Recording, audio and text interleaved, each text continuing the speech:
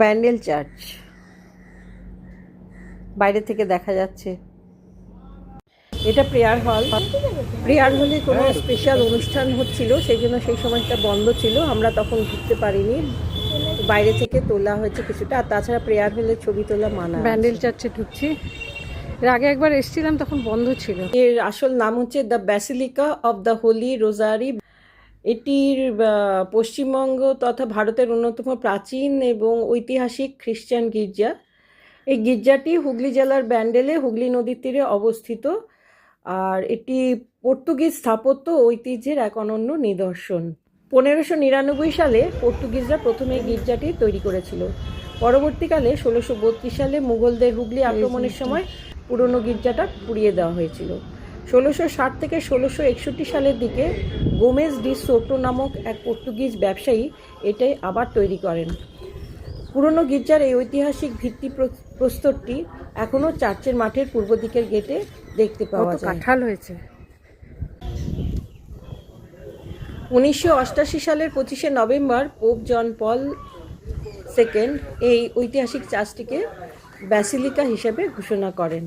এইখানে চার্চের একটা সামনে বিশাল জাহাজের মাস্তুল দাঁড়িয়ে আছে, তার গল্প পরে কোনো এক ভিডিওতে করব। গির্জার ভেতরে প্রতিষ্ঠিত মেরির মূর্তিটি স্থানীয়ভাবে অত্যন্ত পবিত্র বলে গণ্য করা হয়। 1632 সালের মুঘল আক্রমণের সময় গির্জার এক ভক্ত মূর্তিটি বাঁচাতে গিয়ে নদীতে ডুবে যান, কিন্তু পরে মূর্তিটি অলৌকিকভাবে নদীর তীরে অক্ষত অবস্থায় ভেসে ওঠে।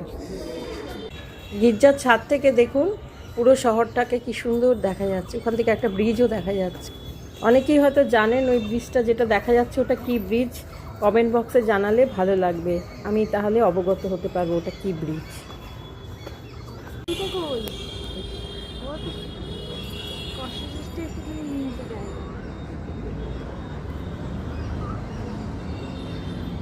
সামনে মাঠে এই সমস্ত মূর্তি রাখা আছে, বিশাল মাঠ, মানে বেশ সময় কাটাবার জন্য বেশ ভালো জায়গা। শীতকালে তো অতি অবশ্যই সুন্দর জায়গা একটা সময় কাটাবার জন্য। গরমকালে কষ্ট হয়, কিন্তু শীতকালে খুবই বেশ একটা সুন্দর একটা সময় কাটানোর জন্য গির্জা ঘুরেই আসতে পারেন, ভালো লাগবে।